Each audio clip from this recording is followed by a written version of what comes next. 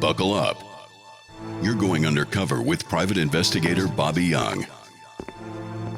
Crossing the crime scene tape into the criminal underworld. This is Evidence Uncovered.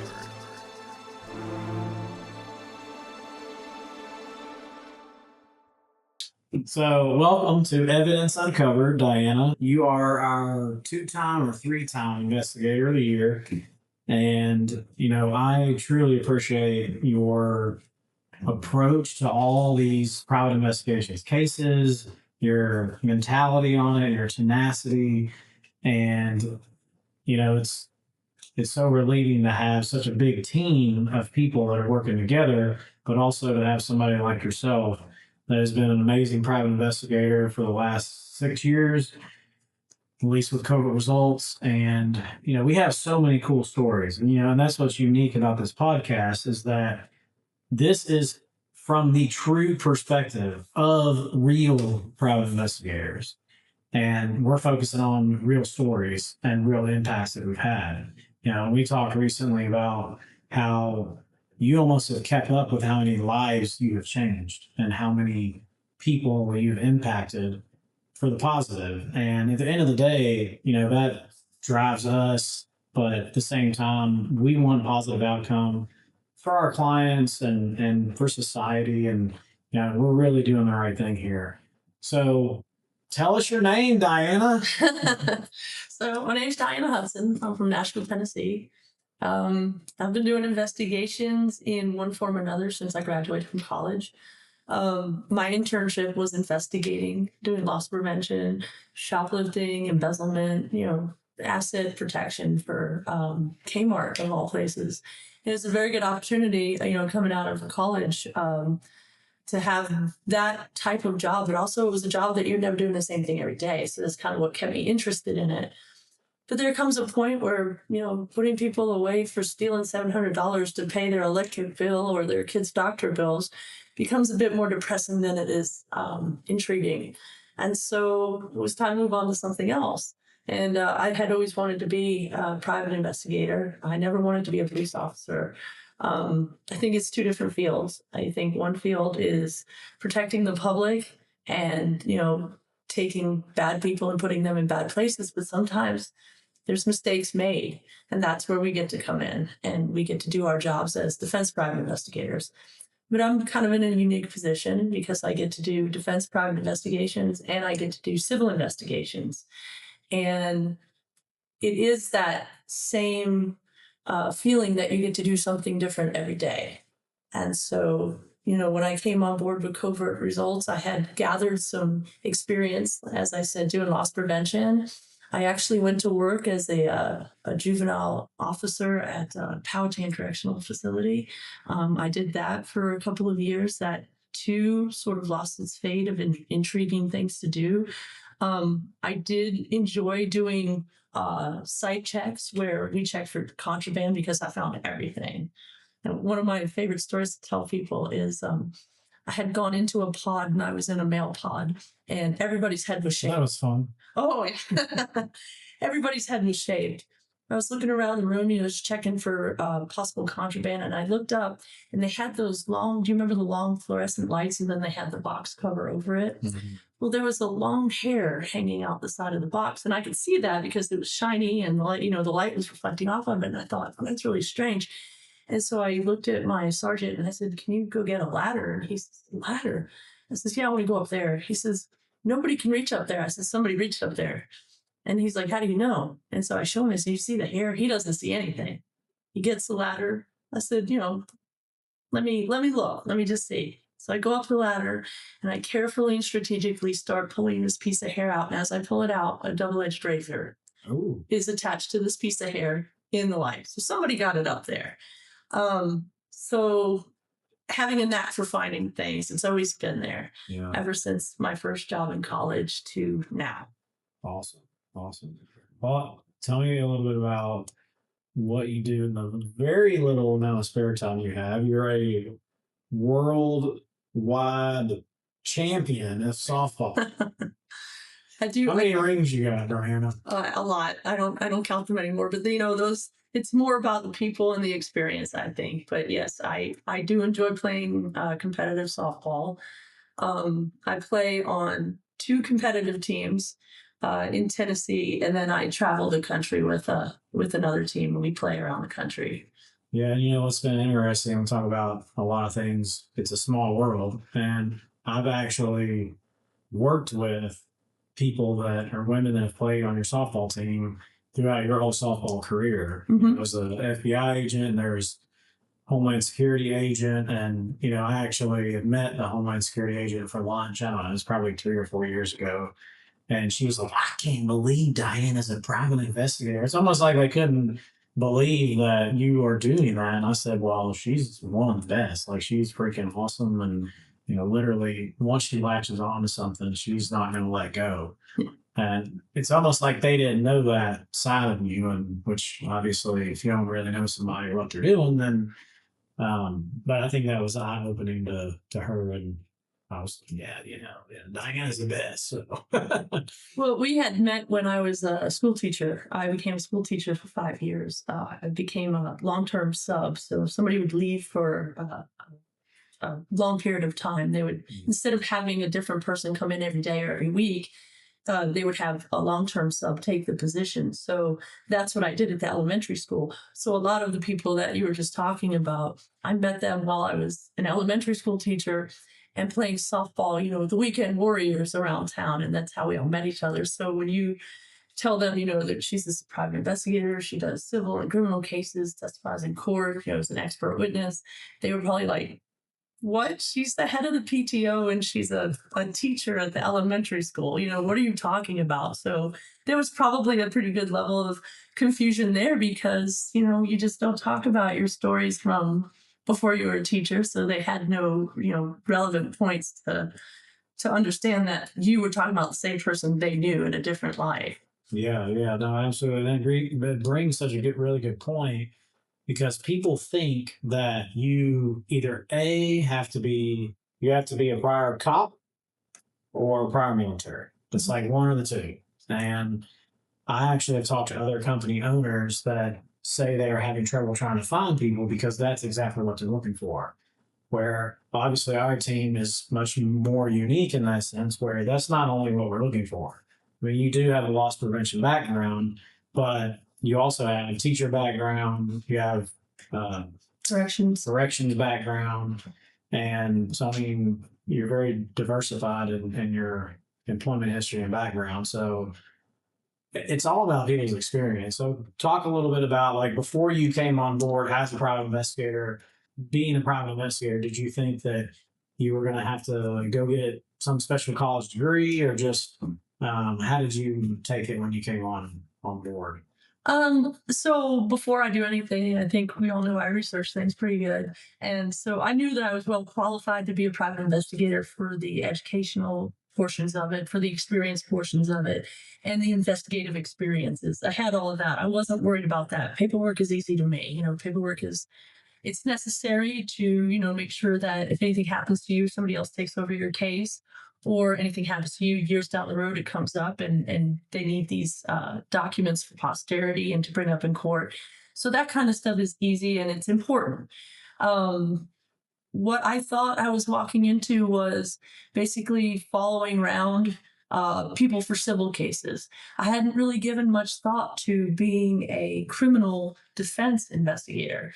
Matter of fact, when I learned about that in the first 3 days I worked for Covert Results, I was like, that sounds incredible. Sign me up for it. And you said, okay, well, I don't have any asset cases right now, but I do have a involuntary manslaughter case. And I said, oh, well, and I said, I'm not sure that I would be qualified for that. And you said, no, it's pretty much the same thing. Read the script, figure out what's missing, and tell the attorney what's missing from the file. And that started it all. So it became a matter of not just looking for what's there, also looking for what wasn't there. And that started me on my intrigue to become a defense private investigator. And from that point on, I knew what I was going to do for the rest of the time I work. Yeah, absolutely. Yeah, and you done such a great job in being that investigator we talked about. You're changing lives out there, and they're not all the same. Like you said, every day is different, every case is different. And we're going to talk about probably one of the most exhilarating cases that we had together. You worked on, I worked on, you were the lead investigator on it. And it definitely changed multiple lives because of the custody that we won for the grandparents. And, what we're going to talk about is illegal activity and things that were going on around these children.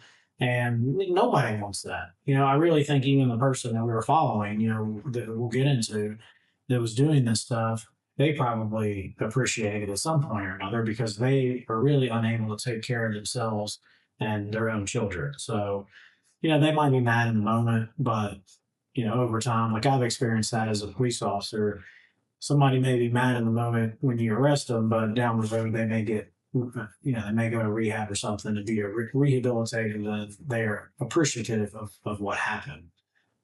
So one more thing you have to tell us, because you did mention that you're an expert in several areas. So tell us the areas that you're an expert in and then how you got to those expertise. Oh, sure. So I've been ruled an expert in asset recovery, online sales, and on online asset recovery. So your eBay, Craigslist, Amazon. Mostly that experience came from doing asset recovery when I graduated from college and started doing that right off the get-go. A lot of that came from tracking and finding large farm equipment for clients in Covert Results. And so that was kind of cool to go to court and become an expert witness. And that the case that wound up doing it, getting that certification for me, was a huge asset case where a husband and wife were together for 20 years and they built a giant collection of toys, basically. They worked in outdoor motorsports, and then they had a bunch of motorsports. And he started leaving them on properties that they owned and properties that they rented out all over Middle Tennessee. So we wound up tracking about 100 items using VIN numbers and license plates, and found a lot of them, was able to garner his assets that he was hiding at about $2 million. So the client was very happy about that. And that was just a matter of finding all the pinpoints he'd ever been to and just checking them out. And there they were. Yeah.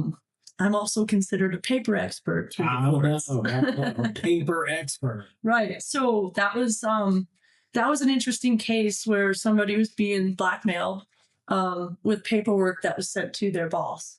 And so when I went in and they handed me the documents, and I was like, wow, this is really cheap paper. And I think it was you that turned to me and said, well, how do you know that? And I was like, well, if you hold it up to the light, you can see through it. But if you hold it down on the table, you can also see through it. That's cheap paper. And you were like, where does somebody get cheap paper? I said, well, you can get it at Walmart. You can get it at Dollar General.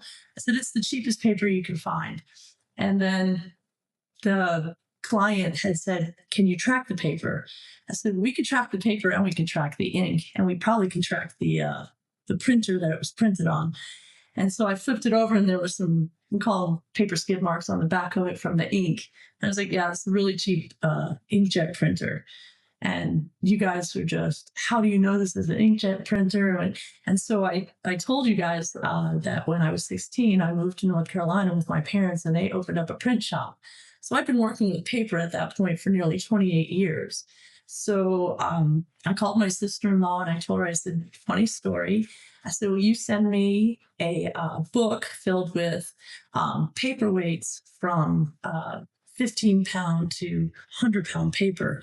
And she said, well, sure, I'll do that. But why do you need that? I said, I want to be able to show people, but also have them be able to feel the difference in paper. And she was like, okay. And so she sent it, and we explained it to the judge, and the judge made me an expert witness in paper. Awesome.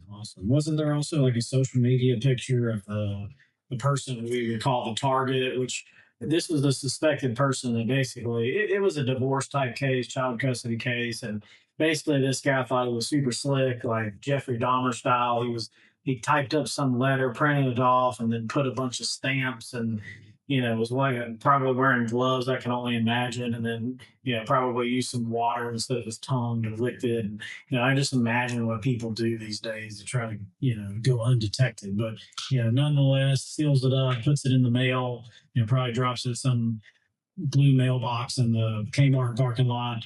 And, he thinks it goes to the boss. Now, it did create a problem, for this person, but nonetheless, I think you saved the day, right?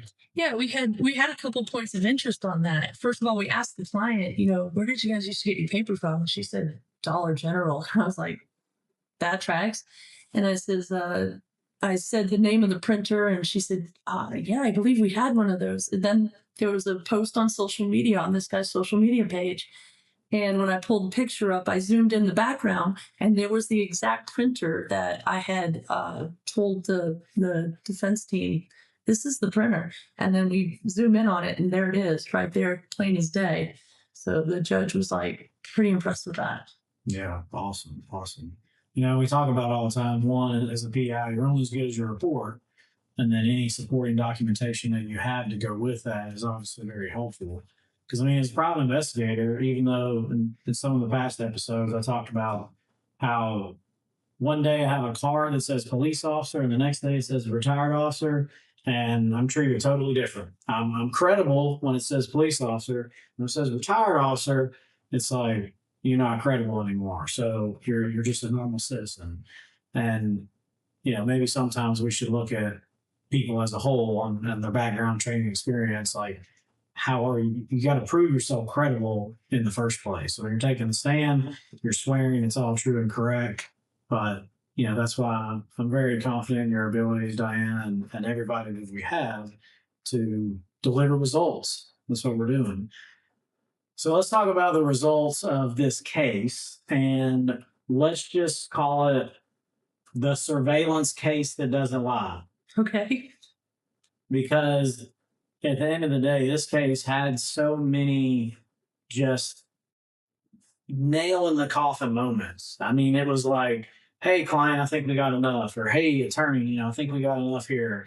I said, no, keep going. There might be some more to it. And then it was like every day or every other night, you were out till 3 or 4 o'clock in the morning. I'd wake up to a text of some video and just astonished at what we've been able to collect over the course of, I think it was about 2 weeks, that we were able to solve this whole case. And again, you were the lead investigator on this and did an amazing job on this child custody case. So essentially, really how it started was like any other case that we get a call from an attorney. That's probably 70 to 80% of our clientele at this time on the private investigation side of our company. So we fielded a call from the local attorney that said, look, I've got a child custody case. We essentially have the mother and father both in some sort of legal trouble. They both were not squeaky clean. However, the grandparents on one side, they wanted full custody because they knew what was going on. They knew that the father had some sort of custody where he's supposed to be watching the children by himself, and the family just believed that he could not care for himself or these children.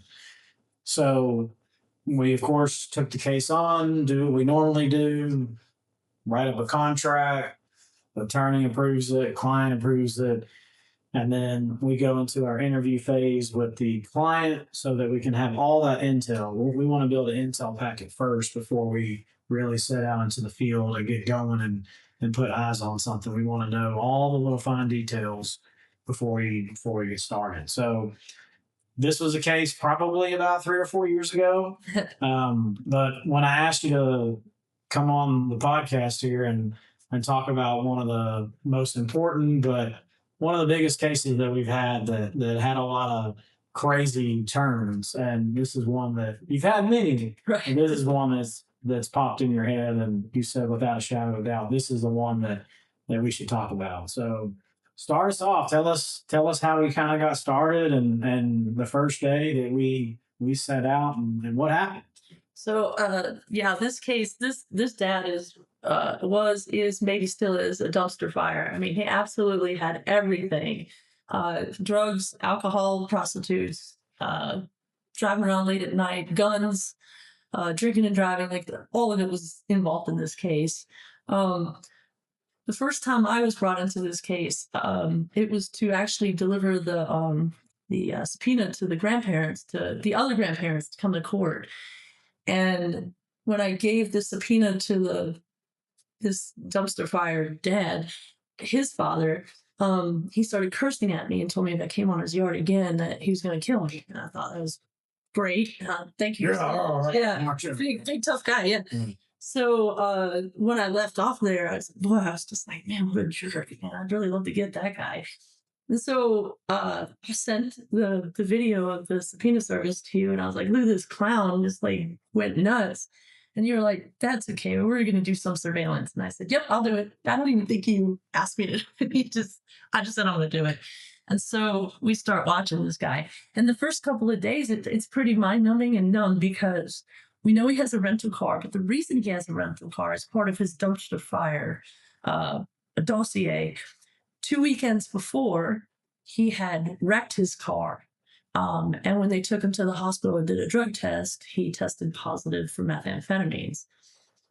The second weekend, so this is between the car wreck and when we were asked to watch him, he was found in an Exxon gas station parking lot with his 2 little kids in the back seat. He was passed out in the car, also because of that methamphetamines. So we were hired right after that and asked to follow this guy around. So we kind of knew he already had these problems, and we kind of knew we were probably going to have some pretty good surveillance keeping an eye on this guy. Well, we watched him a couple of times during the day, and during the daytime was stale. He just didn't do anything. He sat around, couldn't find his rental car, couldn't find him. We just kept looking for different things, taking whatever leads we could get. And then finally, we get a lead from our clients, and they said he has a mandatory drug test he has to do today. And we were like, where? And so they give us the location, and I think it was you and I, we busted out there, and we were able to see this guy. And as he's coming towards the place where he has to get his drug test done, he's like shaving. He's got a shaver in his hand. He's like shaving a little bit of his hair, and he's like reaching down, and we're like trying to figure out what's doing it. Kind of turned out multitasking. Who doesn't shave their head and their face driving down the road? I mean, dude was all over the place. All over the place at like 75 miles an hour and a 40. Where's Metro when you need him? Right.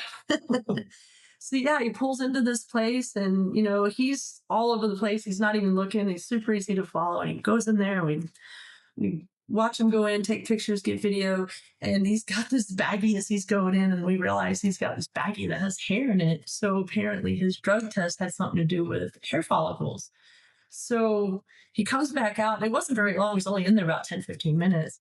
And he comes back out, and he just busts out of the parking lot, and he's hauling ass again. We're like, where is this guy going? And it's like, he just went to the drug place, so he's not on something, and he's not drunk, but he's just driving like a lunatic. But we were able to keep up with them, and it wound up taking us to a hotel where he was staying at.